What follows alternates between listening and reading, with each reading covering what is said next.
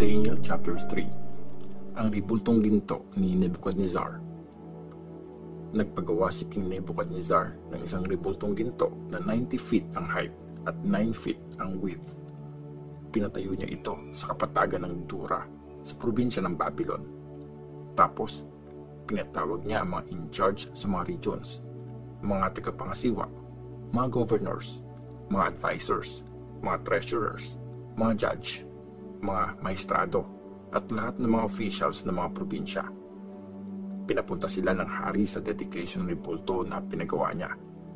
Nung nasa harapan na sila ng ribulto, malakas na in-announce ng messenger ng hari. Inuutos sa lahat ng tao mula sa iba't ibang bayan, bansa at languages na pag narinig nyo ang tunog ng horn, pipe, lyre, trigon, harp, drum, at iba pang musical instruments, dapat kayong dumapa sa lupa at mag-worship sa ribultong ginto na pinagawa ni King Nebuchadnezzar. Agad na ipapatapon sa napakainit na pugon ang taong di susunod sa utos na ito. Kaya, pagkarinig sa tunog ng horn, pipe, lyre, trigon, harp, drum, at iba pang musical instrument, agad na dumapa sa lupa at nag-worship ang mga tao sa ribultong ginto na pinagawa ni King Nebuchadnezzar. Inakusahan ang tatlong kaibigan ni Daniel. Sinamantala naman ito ng ilang Babylonians para siraan ang mga Jews. Sinabi nila kay King Nebuchadnezzar, "Mabuhay ang mahal na hari. Pinag-utos mo po, kamahalan, na dapat dumapa sa lupa at mag-worship ang mga tao sa ribultong ginto pag narinig nila ang tunog ng horn, pipe, lyre, trigon, harp, drum, at iba pang musical instruments. At ihahagi sa napakainit na pugon ang taong di susunod sa utos. May ilang Diyos na inappoint mo pong in charge sa mga gawain sa probinsya ng Babylon na di sumusunod sa utos mo. Sina Shadrach, Meshach, at Abednego po ang mga ito. Di po sila nagsiserve sa mga Diyos mo at di sila nag-worship sa ribultong ginto na pinagawa mo." Sobrang nagalit si King Nebuchadnezzar sa narinig niya, kaya pinatawag niya sina Shadrach, Meshach, at Abednego.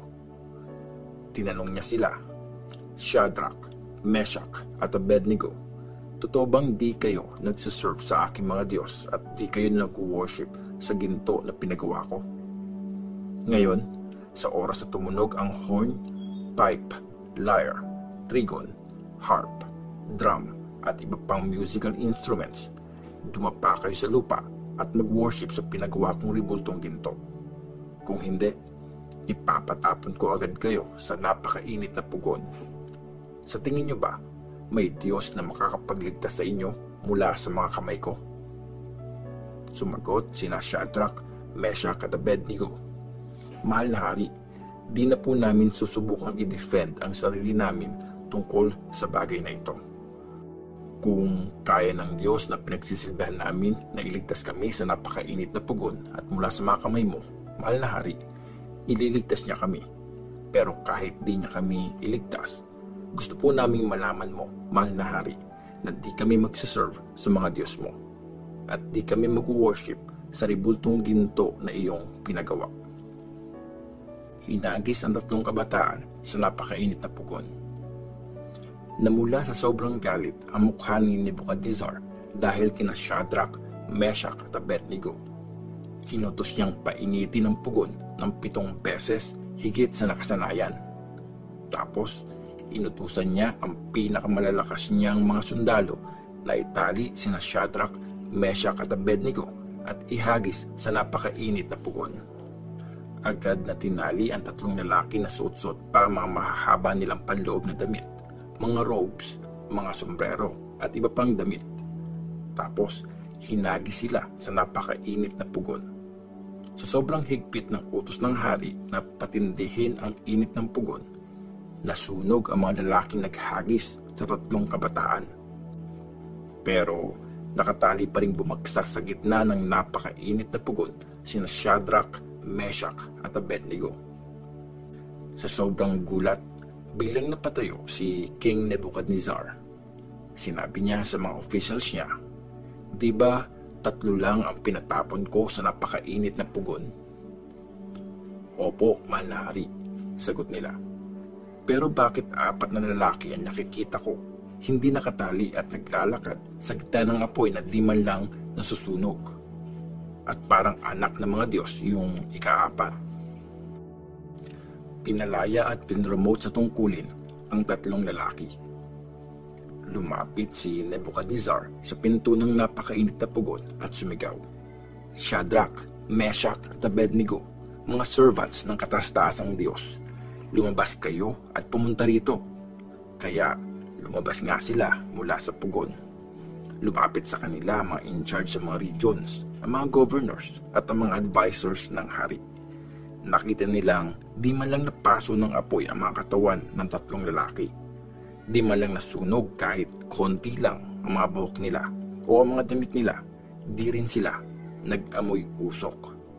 Sinabi ni Nebuchadnezzar, "Purihin ang Diyos ni Shadrach, Meshach at Abednego."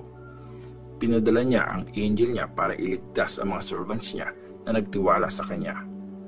Sinuway nila ang utos ko at tinayapa ang buhay nila kaysa mag-serve at mag-worship sa ibang Diyos maliban sa sarili nilang Diyos.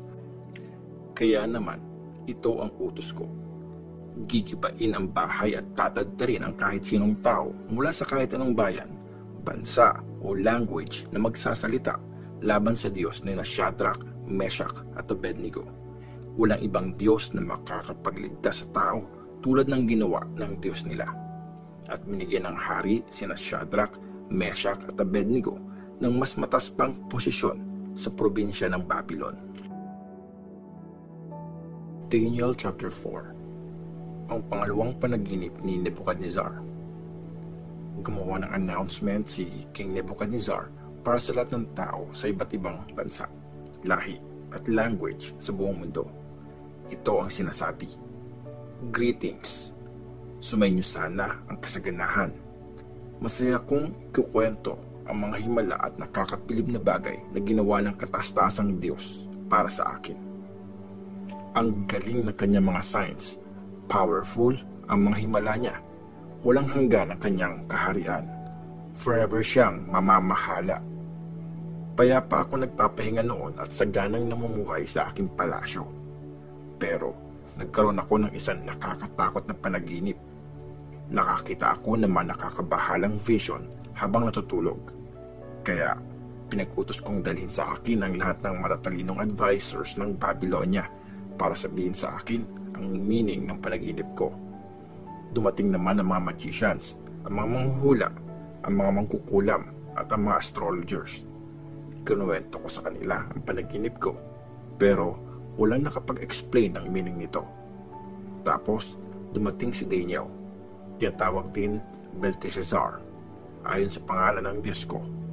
Sumasa kanya ang espiritu ng mga banal na Diyos. Kinuwento ko sa kanya ang panaginip ko. Belteshazzar, leader ng mga magicians, alam kong nasa iyo ang espiritu ng mga banal na Diyos at walang mystery na di mo kayang i-explain. Sasabihin ko sa iyo ang panaginip ko at i-explain mo ito sa akin. Habang natutulog ako, nakita ko ang mga ito sa panaginip ko. May isang napakataas na punong nasa gitna ng mundo. Lumaki ang puno at naging matatag hanggang makaabot sa langit. Kitang-kita yon sa buong mundo. Magaganda ang mga dahon nito at maraming bunga na enough para makakain ang lahat. Nakakapagpahinga sa lilim ng puno ang mga maiilap na hayop at namumugad ang mga ibon sa mga sanga nito. Kinakain ng lahat ng may buhay ang mga bunga nito. Nakita ko rin sa panaginip ang isang angel na nagbabantay na bumaba mula sa langit. Pasigaw niyang sinabi, "Patumbahin ang puno at putulin ang mga sanga. Tanggalin ang mga dahon nito at ikalat ang mga bunga. Bayaang umalis ang mga hayop na nasa lilim ng puno at ang mga ibon na nakadapo sa mga sanga nito. Pero iwan sa lupa ang tuod at ang mga ugat nito. Talian ng bakal at bronze ang paligid nito at iwan sa gitna ng field kasama ang mga sariwang damo. Pabayaang mabasa ng hamog ang taong ito at manirahang kasama ng mga hayop sa damuhan. Sa loob ng 7 taon, papalitan ng pag-iisip niya ng pag-iisip ng isang hayop. Ito ang desisyon ng mga angel na nagbabantay para malaman ng lahat ng nabubuhay na may power ang kataas-taasang Diyos sa lahat ng kaharian ng tao. Ginagawa niyang hari ang taong pinipili niya kahit na ang pinakamababang uri ng tao. Ito ang panaginip ko, Belteshazzar. Sabihin mo sa akin ang meaning nito since dito kayang i-explain ng mga matatalinong advisors ng aking kaharian. Kaya mo itong gawin dahil nasa iyo ang espiritu ng mga banal na Diyos. In-explain ni Daniel ang pangalawang panaginip. Nag-worry si Daniel, tinatawag ding Belteshazzar, sa mga bagay na pumasok sa isip niya. Sinabi ng hari, Belteshazzar, huwag kang ma-stress dahil sa panaginip ko o sa meaning nito. Sumagot si Belteshazzar, mahal na hari, sana para sa mga taong galit sa iyo ang panaginip mo. Sana para sa kalaban mo ang meaning nito. Nakakita po kayo ng lumaking puno at naging matatag at umabot hanggang sa langit. Kitang-kita ito sa buong mundo. Magaganda ang mga dahon nito at marami ang bunga na pwedeng kainin ng lahat. Sinisilungan ito ng mga maiilap na hayop at pinamumugaran ng mga ibon ang mga sanga nito. Ikaw po yun, mahal na hari. Ikaw po ang punong lumaki at naging matatag. Lumawak ang power mo, umabot hanggang langit at kumalat sa buong mundo. Tapos, nakakita ang hari ng isang angel na nagbabantay na bumababa mula sa langit. Sinabi nito, putulin ang puno at sirain, pero iwan ang tuhod, pati ang mga ugat nito. Talian ng bakal at bronze ang paligid nito, at iwan sa field kasama ang mga sariwang damo. Pabayaang mabasa ng hamog ang lalaking ito, at makasama ng mga hayop sa field sa loob ng 7 taon. Mahal na hari, ito po ang meaning nito. Ito po ang judgment sa inyo mula sa kataas-taasang Diyos. Itataboy ka mula sa lipunan at maninirahan kasama ng mga maiilap na hayop sa bukid. Kakain ka ng damo tulad ng mga baka. Matutulog ka sa open field at mababasa ka ng hamog. 7 taon mo itong mararanasan hanggang sa matutunan mong kilalanin na ang kataas-taasang Diyos ang may power sa lahat ng kaharian ng tao at binibigay niya ang paghahari kung kanino niya gusto. Ganito naman ang meaning ng tuod na naiwan sa lupa. Magiging hari ka uli pag kinilala mo ang Diyos, ang naghahari sa buong mundo. Kaya, mahal na hari, sana po tanggapin mo ang i-advise ko. Talikuran mo ang kasamaan, gawin ang tama at maawa sa mga naaapi para magpatuloy ang kasaganahan mo. Nangyari nga ang lahat ng ito kay King Nebuchadnezzar. After ng 12 months, habang naglalakad ang hari sa rooftop ng palasyo sa Babylon, sinabi niya, talaga nga namang dakila na ang Babylon. Ako ang nagtatag nito para maging royal capital at maging simbol ng glory at ng power ko. Di pa natatapos magsalita ang hari nang biglang may isang boses na narinig mula sa langit. King Nebuchadnezzar, pakinggan mo ito. Inalis na sa iyo ang paghahari. Itataboy ka mula sa lipunan at maninirahan ka sa bukid kasama ng mga iilap na hayop. Kakain ka ng damo tulad ng isang baka. Mararanasan mo ito sa loob ng 7 taon hanggang sa kilalanin mo na ang kataas-taasang Diyos ang may power sa lahat ng kaharian ng tao at binibigay niya ang mga ito kung kanino niya gustong ibigay. Nangyari agad ang judgment na ito laban kay Nebuchadnezzar. Tinaboy siya mula sa lipunan ng tao at kumain ng damo gaya ng isang baka. Nabasa ng hamog ang katawan niya hanggang sa humaba ang buhok niya na kasing haba ng mga feathers ng eagle at naging katulad ng kuko ng ibon ang mga kuko niya. Pinuri ni Nebuchadnezzar ang Diyos.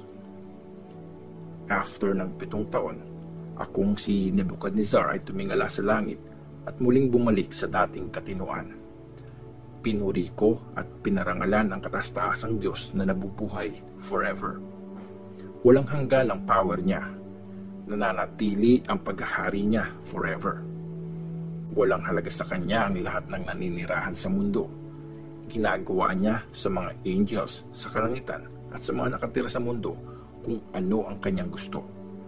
Walang pwedeng umangal sa mga gusto niyang gawin o kumwestiyon sa mga ginagawa niya. Nung bumalik ang katinuan ko, bumalik din sa akin ang power at glory para mas maging dakila ang kaharian ko. Winelcome akong muli ng aking mga advisors at mga officials. Muli akong naluklok sa kaharian at mas naging powerful pa kaysa dati. Kaya ngayon, akong si Nebuchadnezzar ay nagpupuri at nagpaparangal sa hari ng langit dahil matuwid at makatarungan ang lahat ng ginagawa niya. Kaya niyang ibagsak ang mga nagmamataas